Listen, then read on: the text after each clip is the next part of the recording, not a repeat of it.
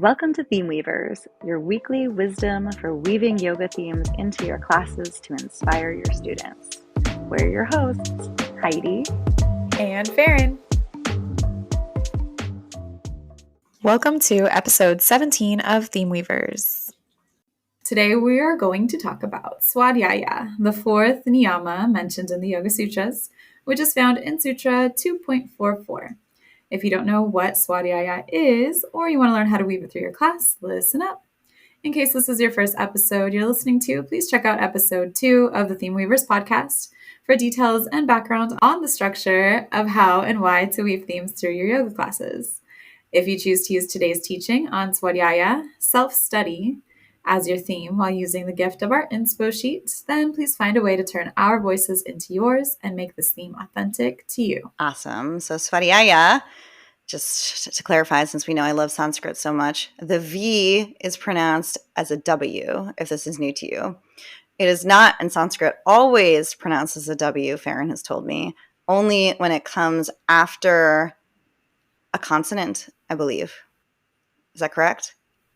Yeah. So like it's Svadyaya or the vrittis. So V at the beginning is pronounced, but after a consonant, like Svadyaya, the tatwas.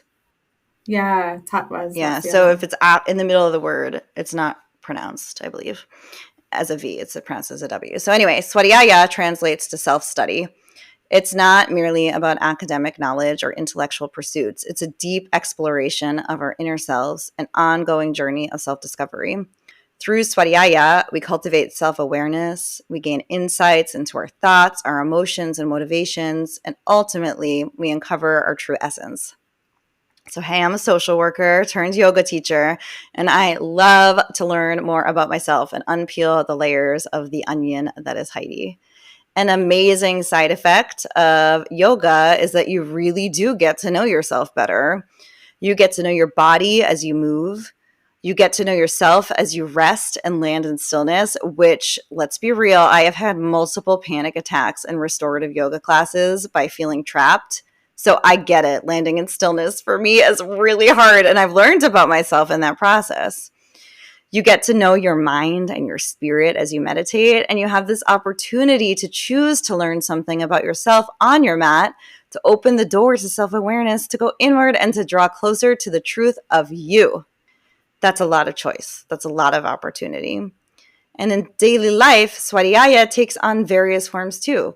It could be reading spiritual texts and journaling or reflecting on your actions and your thoughts. It's about getting a deeper understanding of who you are beyond the surface level. For instance, consider the time you spend exploring your thoughts and emotions after a challenging situation, right? When you're replaying it, trying to figure it out. That's Svadyaya in action. We're constantly bombarded with external stimuli and distractions in our lives. So Svadyaya offers this sanctuary for introspection, a space to connect with our inner wisdom. And we all have it, whether or not you believe it, you have inner wisdom. So by dedicating time to self-study, we can reflect on our experiences. We get to learn from our mistakes and celebrate our successes. Celebrating our successes is really big, and it's hard for a lot of people. For some reason, they think it means that they're bragging, but like you don't brag to yourself. You celebrate yourself, right? We get to understand our patterns of behavior, our samskaras, by identifying the underlying causes of our actions. That's a big one. And we get to uncover our true values and aspirations, aligning our actions with our deepest desires, like spending time to get curious about your true values and the things that you want in your life and believe in is super important for you to then be happy with the things that you're doing in your life when they're in line with that, you know? Yeah. So what are we going to solve? I mean, this is like some pretty big things, but what do we get to solve? In a world where external distractions abound, we often lose touch with our inner selves.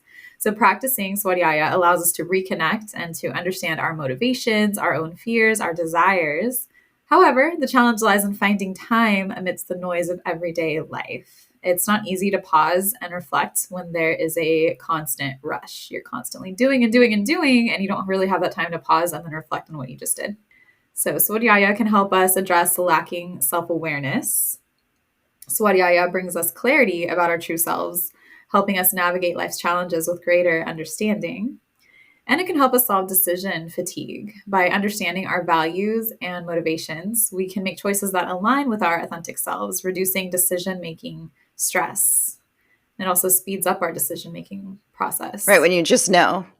Yeah, when you just know, you're like, I know who I am and what I'm motivated by and what my values are. So boom, I can make a decision like in a second. It's funny because when we're thinking about, like not wasting time by like sitting there and doing this like post hash about ourselves and these things, you're actually saving yourself time in the future also, because the more you get to know yourself and what goes right, what goes wrong, like why you do what you do, it makes all future actions be more efficient. Yeah, that's so good. It's investing the time now to make things easier for Yeah. yourself. Yes. Cool. And I also think that it will help us solve moments of emotional overwhelm. Svadyaya helps us to process our emotions effectively and prevent them from controlling our actions and decisions. That's really important. Really important. It's hard though, right? It comes with its own set of challenges to try and do self-study, Svadyaya. We might have resistance to introspection. Our egos often resist self-examination, fearing the vulnerability that comes with self-awareness. I might not like myself when I learn about myself. I might not like what I uncover and recognize. And that is scary. Like if you don't like what you see when you go in, woo! Yeah. But then lets you like make choices to change it, right? Exactly. That's what I always tell my students too, is like the first step is just noticing and becoming aware. And then the second step is you have a choice to change it if you don't like what you see. What a lesson. You're such a good teacher, Farin. You're welcome.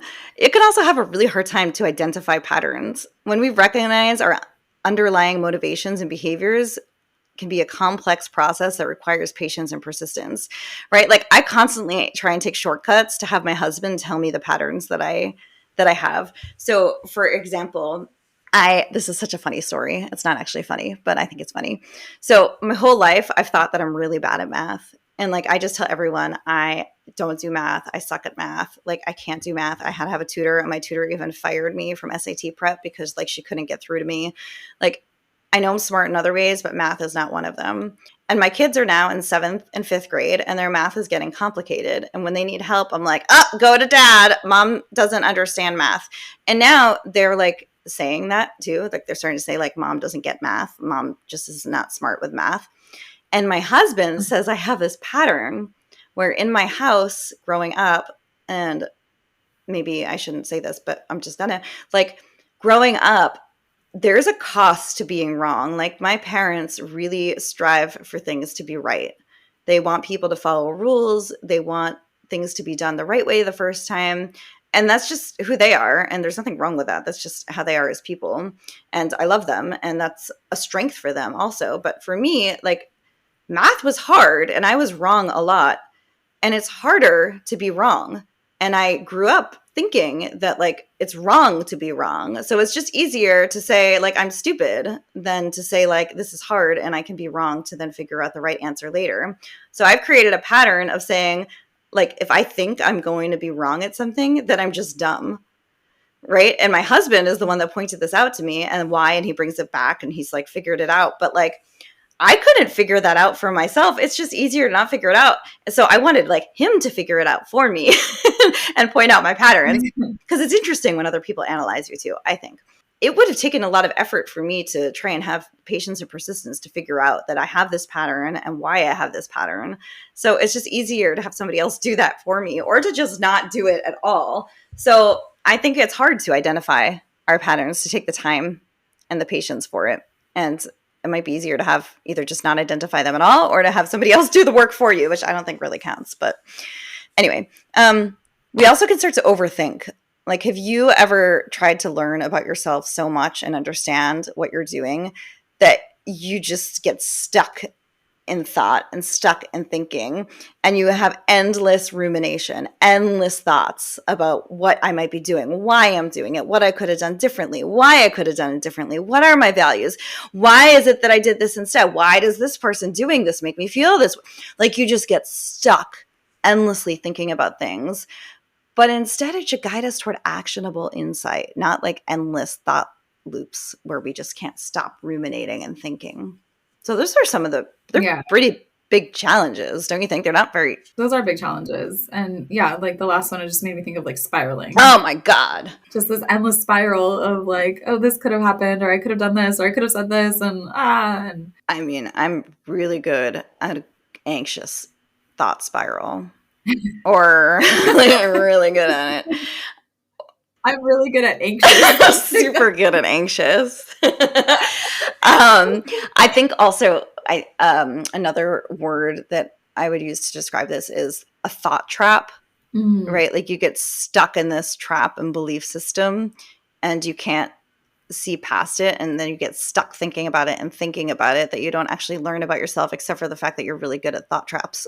Like, but spiraling, ooh, I am so good at a spiral. John will look at me and be like, Heidi, it's spiraling.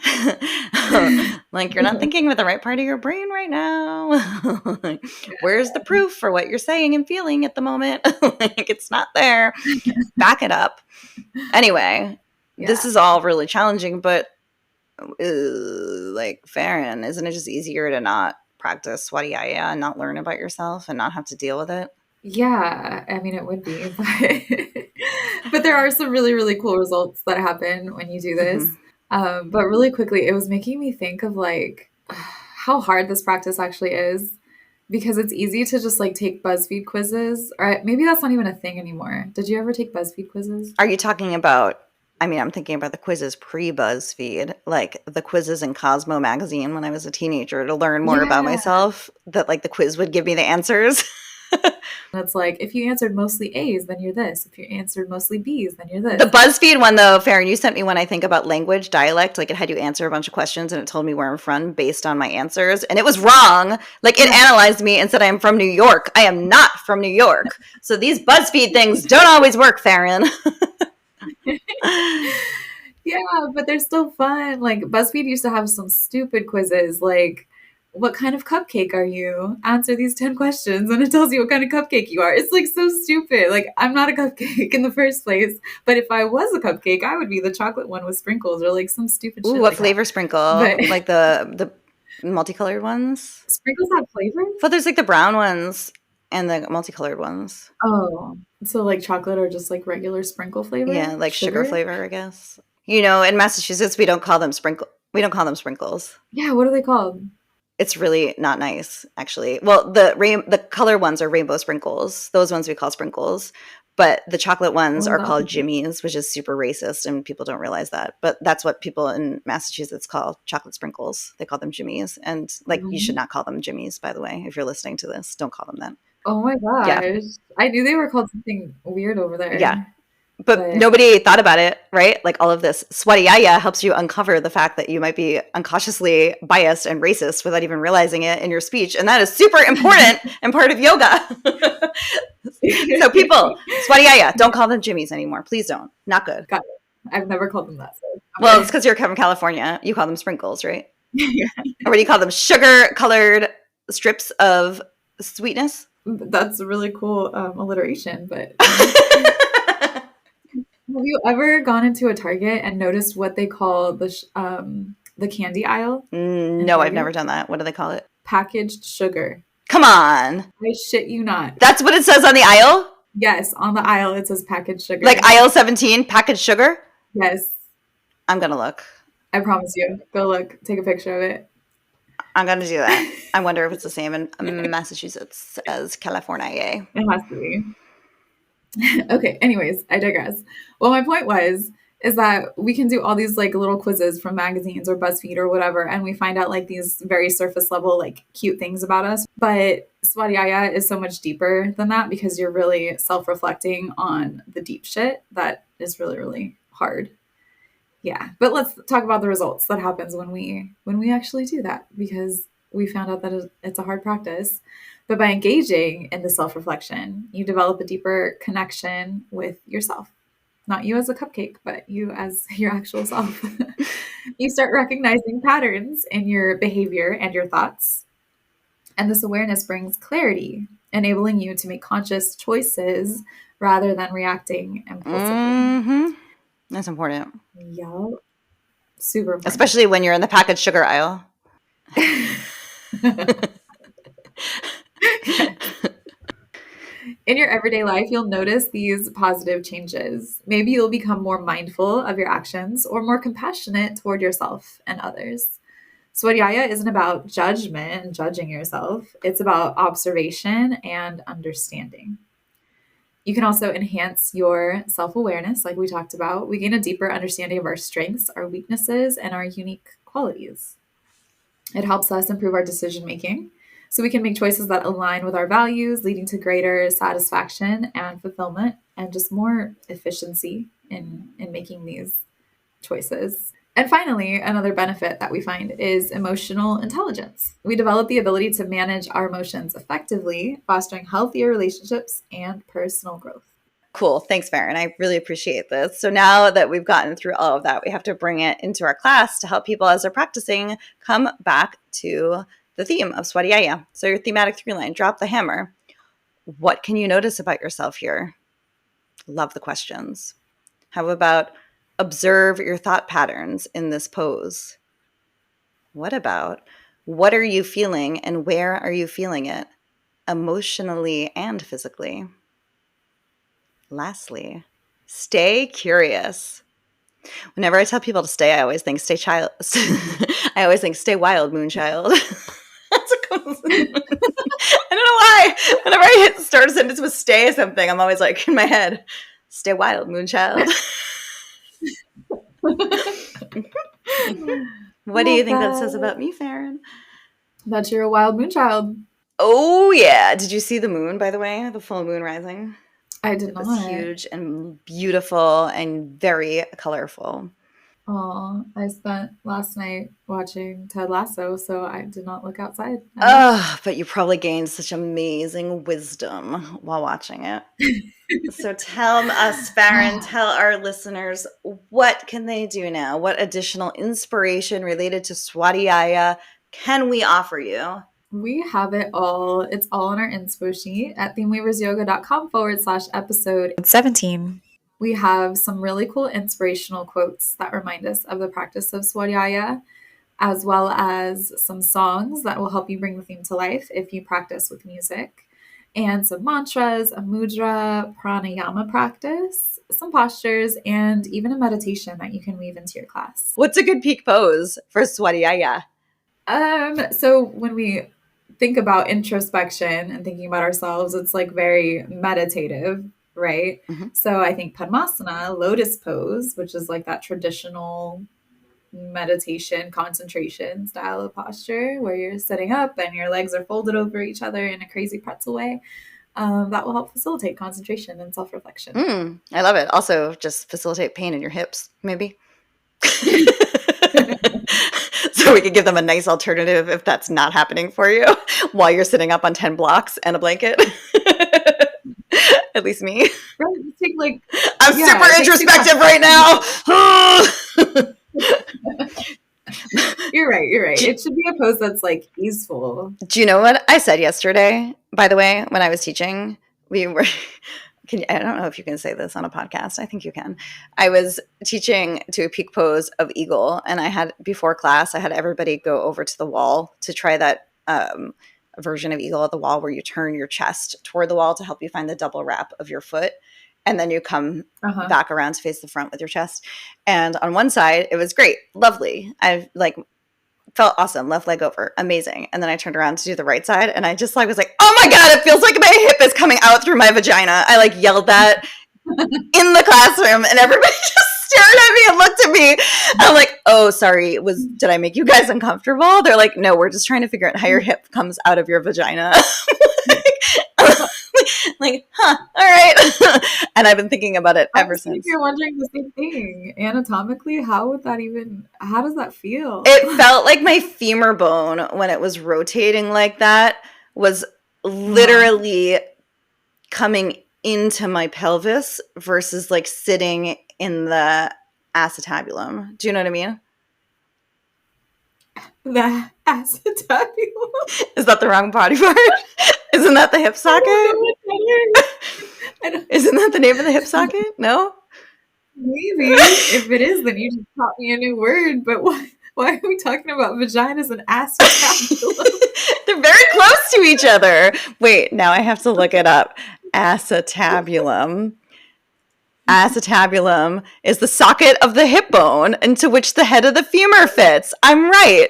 So it felt like the femur was like, it's probably like pinching a nerve is what it was doing. But meanwhile, that is what I yelled. And that is what I would think it would feel like if I was in full lotus, was how I got there. I learned about myself that I digress and tell weird stories that might not be appropriate to share. Svadyaya. I love it. I love that we're comfortable, like, well, I am at least cussing on the podcast, but you have an issue with saying vagina. I think it's all allowed. I mean, it's all fine. I don't think I have an issue saying vagina. I yelled it out loud in a class. I think a lot of people are very uncomfortable with the word vagina. Don't you think? So you're worried about the discomfort of our listeners right now? Oh, 100%. I'm not worried about you or me. Okay. Did I make you all uncomfortable by saying vagina? No. Oh, are you talking to me or are you talking to the listeners? I'm talking to the listeners. And if my children are listening, because sometimes they do listen so they can hear their mom's podcast, are you now embarrassed that I am your mother? All right, we just got totally off track. So let's wrap it up for our students. So as you embark on this journey of self-study, remember that Svadyaya is not a destination, but an ongoing process of unfolding. Approach it. Folding your leg. Like unfolding your legs. Yes, just like that. From lotus pose. That also like a process peeling the onion. Just as you get through one layer of the onion, there's still so much more to go. But we can approach it and ourselves, this study of ourselves and ourselves as humans, with curiosity, with compassion, and a willingness to learn from every experience. Allow the transformative power of Svadyaya to guide you toward a life of self-discovery, a life of authenticity, and of unwavering self-acceptance. Through Svadyaya, you embark on a journey of self-discovery, gaining insights that illuminate your path towards growth and understanding. Dive deep within, explore, and embrace the beauty of knowing yourself. Oh my God, a hawk just flew by my bedroom window. Ooh. That was magnificent. It like slowly flew by and then went into the woods across the street from my house. That's so cool. Right as you ended your conclusion, it's like whoosh. That was amazing. That was amazing. All right. Now go to our website, What's our website, Farin? Can you say it? Because apparently the hawk just took away my tongue.